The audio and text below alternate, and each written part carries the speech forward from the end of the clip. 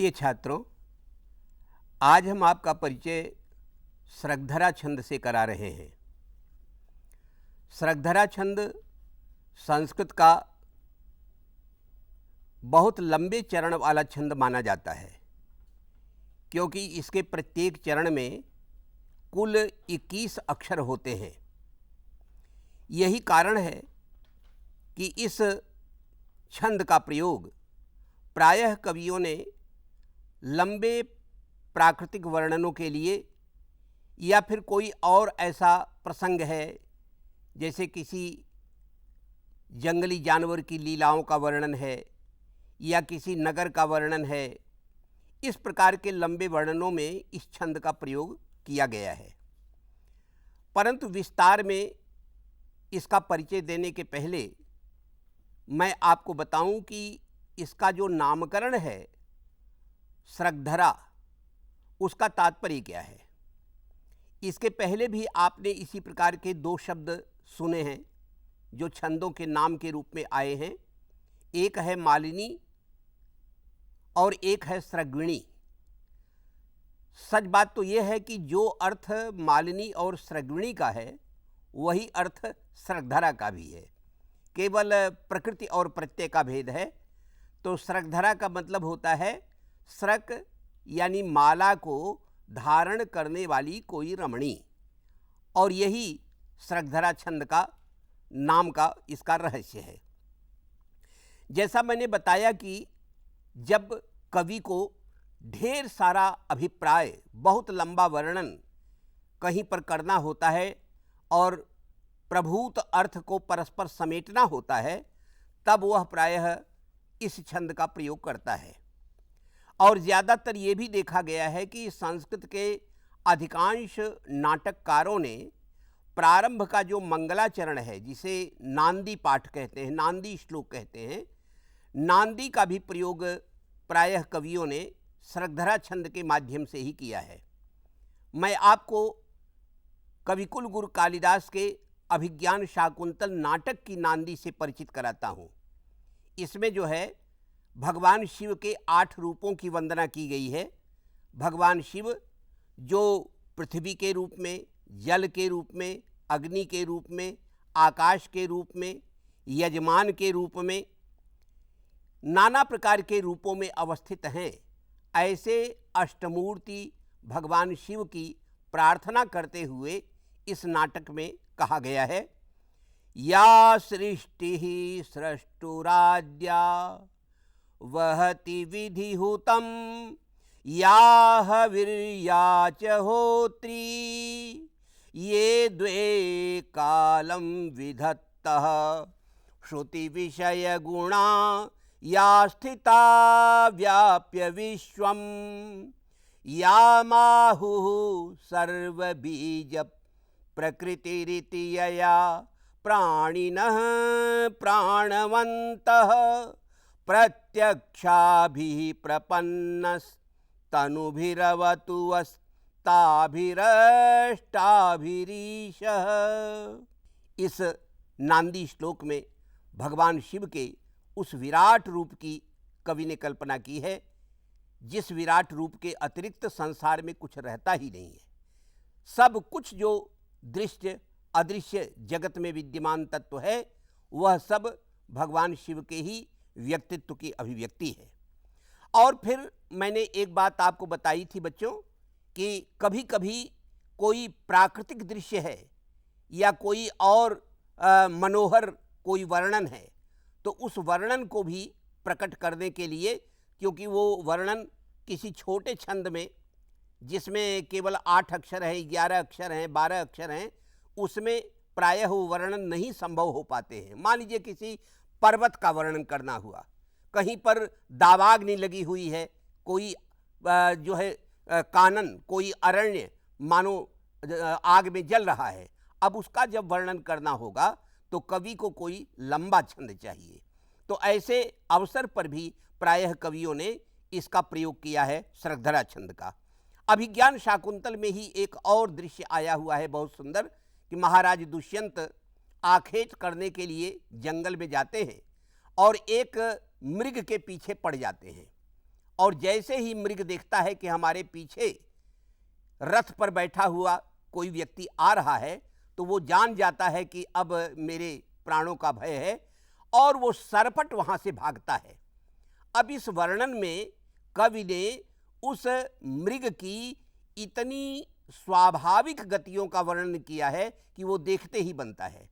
वो मृग जो है बार बार मुड़ करके अपना गला मोड़ करके पीछे की ओर देखता है और अपना पुट्ठा, अपना पीछे का भाग मारे भय के शरीर के अगले भाग में ऐसे सिकोड़े हैं कि जैसे अब बाण लगा, अब बाण लगा।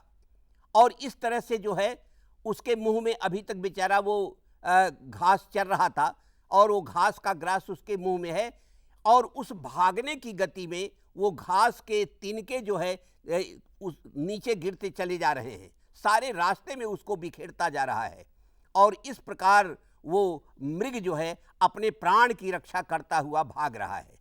अब इतना जो विशाल वर्णन है अभिप्राय का जो समूह है, इसको कभी किसी छोटे छंद में तो कह नहीं सकता था, तो इसलिए उसने सृगधरा छंद का आश्रय लिया। आइए इस सुंदर पद्य को पढ़ते हैं और देखिए कि इसमें उस मृग की स्वाभाविक गतियों का कितना सुंदर चित्रण किया गया है। इसे हमारे यहाँ संस्कृत में स्वभावोक्ति अलंकार कहते हैं। जब किसी जीव जंतु की स्वाभाविक क्रियाओं का वर्णन कवि करता है तो वहाँ पर स्वभावोक्ति अलंकार होता है बच्चों। तो आइए देखें कैसे वो भाग रहा है।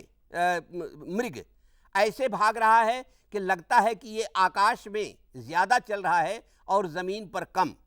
ग्रीवा भंगाभिरामम मुहुरनुपतति स्यंदने दत्त दृष्टि पश्चार्धेन प्रविष्ट शरपतन भयात् भूयसा पूर्वकायम दर्भैरर्धावलीढैः श्रमविवृतमुखभ्रंशिभिः कीर्णवर्त्मा पश्योदग्रप्लुतत्वात् वियति बहुतरं स्तोकमुर्व्यां प्रयाति पश्योदग्रप्लुतत्वात् वियति बहुतरं स्तोकमुर्व्यां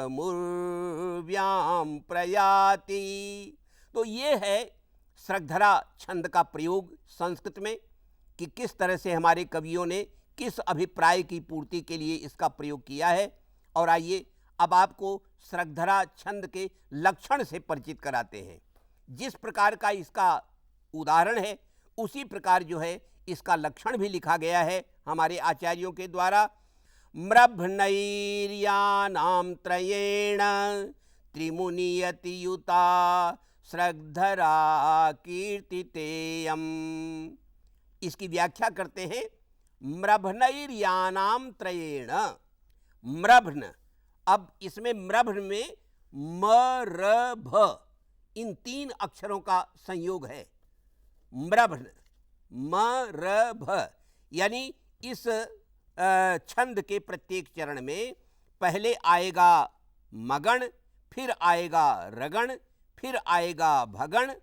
म्रभ्नैर यानाम त्रयेण, और इसके बाद कह रहे हैं कि यानाम त्रयेण, यगण का तीन माने तीन यगण आएंगे, तीन यगण आएंगे और इसके बाद ये चरण पूरा हो जाएगा। अब सबको मिला करके मैं कहूं इसकी व्याख्या आइए आपके साथ हम करते हैं। म्रभ्नैर्यानां त्रयेण, पहले आएगा मगण। मगण का स्वरूप क्या है बच्चों? मस् त्रिगुरु, अर्थात तीनों अक्षर इसमें गुरु होंगे। जैसे इसी पद्य में हम उदाहरण ले लें ग्रीवा भंगाभिरामम में, तो ग्रीवा भंग ये जो तीन अक्षर हैं ये मगण हैं। इसके बाद आएगा रगण। रगण का स्वरूप होता है र ल मध्य, यानी रगण में मध्यवर्ती जो अक्षर है वर्ण है वो लघु होता है। तो जैसे इस छंद में गाभीरा, गाभीरा, गा और रा दीर्घ है और भी इसमें ह्रस्व है। इसके बाद आएगा भगण।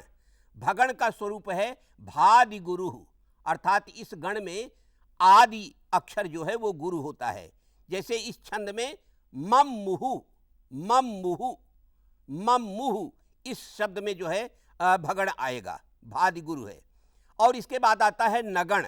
नगण में त्रिलघुश्च नकारः, माने नगण में तीनों ही अक्षर लघु होते हैं। जैसे इसी छंद में देखे रनुप, रनुप जो है 3 अक्षर आते हैं और तीनों लघु हैं। और अंत में बच्चों आते हैं 3 यगण। यगण का स्वरूप होता है आदि लघुर यह। यगण में जो प्रथम अक्षर है वही लघु होगा, आगे के दोनों जो है ये गुरु होंगे। तो इस छंद में आप देखें कि ततिस्य दनेद तदृष्टि ही, मैं तोड़ तोड़ के कह रहा हूं क्योंकि विवशता है, इसी प्रकार समझाया जा सकता है। और इन तीनों ही तोड़ में, तीनों जो मैंने खंड किए, इन तीनों खंडों में गण की दृष्टि से देखा जाए तो ये तीनों जो है आपके यगण होंगे। तो इस प्रकार जो है म्रभनैर्यानाम त्रयेण, इन सारे गणों को परस्पर मिलाएं आप, और मिलाने के बाद जो छंद बनेगा वो होगा श्रद्धरा। मगण, रगण, भगण, नगण और 3 यगण। तो कुल मिलाकर के कितने गण हुए? कुल मिलाकर के 7 गण हुए। और चूंकि एक गण में 3 अक्षर होता है, इसका तात्पर्य बिल्कुल स्पष्ट है कि 7 गुणे 3 बराबर 21 अक्षर होते हैं इसके प्रत्येक चरण में। अब सवाल यह है कि इसमें सांस विराम कहाँ लेगी, सांस कहाँ रुकेगी? जब इतना लंबा चरण है तो श्वास का विराम भी होगा, जिसे यति कहते हैं। तो यति के लिए कह दिया त्रिमुनियतियुता। त्रिमुनियतियुता माने मुनि के यति से युत। मुनि, मुनि अथवा ऋषि हमारे यहाँ ये 7 के प्रतीक हैं, क्योंकि जो हमारे यहाँ पुराणों में 7 ऋषि बताए गए हैं, सप्तर्षि बताए गए हैं, उन सप्तर्षियों में 7 ऋषियों की गणना है। तो मुनि कहने से ही, ऋषि कहने से ही 7 की संख्या का बोध होता है। तो यहाँ पर कहा जा रहा है लक्षण में कि त्रिमुनियतियुता, यानी 7 7 7 अक्षरों के क्रम से 3 बार इसमें यति आएगी। तो इसमें क्या होगा कि पहली जो 2 यतियां हैं वो तो मध्य यति मानी जाएगी, और तीसरी जो है वो पादांत यति मानी जाएगी।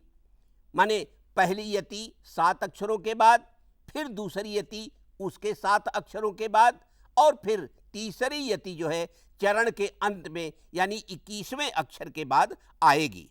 तो इस प्रकार जो है ये स्पष्ट हो गया कि इस छंद को पढ़ते समय पाठक को बीच में भी 2 बार रुकना पड़ता है। जैसे देखिए मैं कैसे रुक रहा हूं, ग्रीवाभंगाभिरामम मुहुरनुपतति स्यंदने दत्तदृष्टि। ग्रीवाभंगाभिरामम, यहां मैं रुका। अब ऐसा नहीं हो सकता कि मैं ऐसे कहूं ग्रीवाभंगाभिरामम मुहु, ऐसे नहीं हो सकता, हो ही नहीं सकता। क्योंकि जब भी आप इस कविता का पाठ करेंगे तो सांस जो है एक भी अक्षर आगे नहीं जाएगी, अपने आप 7 पर रुक जाएगी। ये बड़ा विचित्र नियम है। तो इसलिए स्वभावतः जो है ग्रीवाभंगाभिरामम, ये पहला पाज है।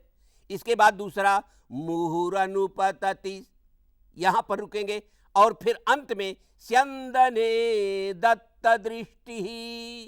इस प्रकार 7 7 अक्षरों के बाद आप बराबर रुकेंगे। तो इस प्रकार ये बड़ा अद्भुत छंद है, और यही कारण है कि हमारे बहुते अधिकांश कवियों ने, जिन्होंने कि स्तोत्र साहित्य लिखा है, जैसे महाकवि बाणभट्ट हैं तो उन्होंने चंडी शतक की रचना की है, या इसी तरह से सूर्य शतक की रचना की गई है, सूर्य शतक की रचना है, और आनंदवर्धन ने देवी शतक की रचना की है। तो इन देवताओं की स्तुतियों में प्रायः कवियों ने श्रद्धरा छंदों का ही प्रयोग किया है, क्योंकि श्रद्धरा छंद में बड़ी ओजस्विता होती है और इसमें ढेर प्रभूत अभिप्राय को समेट लेने का एक अद्भुत इसमें जो है इसमें क्षमता होती है।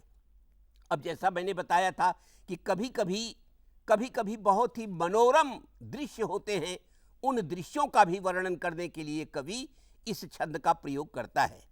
बच्चों, मैं आपकी प्रसन्नता के लिए, आपके परितोष के लिए एक इसी प्रकार की कविता का यहाँ पर उदाहरण देना चाहता हूँ, जहाँ पर जंगल का दृश्य है, एक आश्रम का दृश्य है। आश्रम जहाँ पर कोई महान ऋषि तपस्या करता है और उसकी तपस्या का प्रभाव ये होता है कि जंगल में रहने वाले जो हिंस्र जानवर हैं वो भी अपना स्वभाव छोड़ देते हैं और वहाँ पर सब मित्रता की डोर में बंध करके रहते हैं। तपस्या का ऐसा प्रभाव होता है, संगति का ऐसा प्रभाव होता है।